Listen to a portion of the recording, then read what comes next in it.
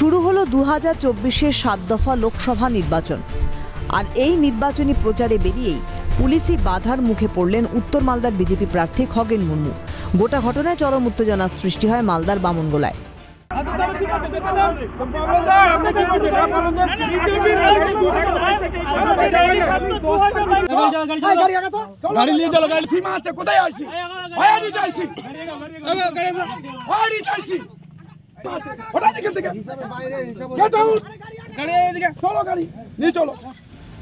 কোনো রকম অনুমতি ছাড়াই বিজেপি বাইক র্যালি করছিল বলে প্রশাসনের তরফে জানানো হয়।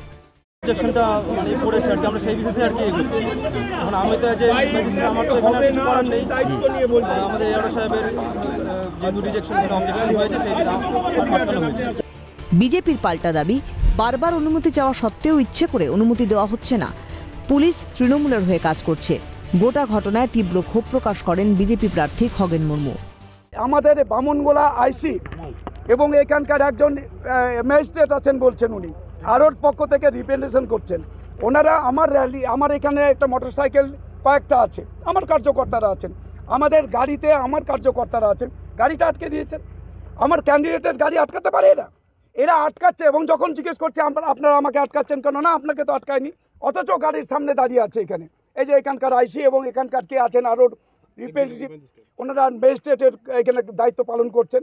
এটা আটকাতে পারেন না, তো ক্যান্ডিডেটকে আটকে দিয়ে আজকে 1 ঘন্টা আমাকে ডিটেইন করাচ্ছে। এইসব হচ্ছে এখানে তৃণমূলের নির্দেশ, এটা চলছে। প্রচারে বেরিয়ে বাধার মুখে খগেন মুর্মু, তার পরিষ্কার অভিযোগ তৃণমূলের অঙ্গুলি হেলনেই এখানে জেলা প্রশাসন এ ধরনের ব্যবহার করছে বিজেপি নেতা কর্মীদের সাথে। পাশাপাশি তিনি অভিযোগ জানাতে চলেছেন নির্বাচন কমিশনে। পাল্টা জেলা প্রশাসনের দাবি, অনুমতি ছাড়া এখানে র্যালি করা হচ্ছে। মালদা থেকে সমক লাইরি, ক্যালকাটা নিউজ।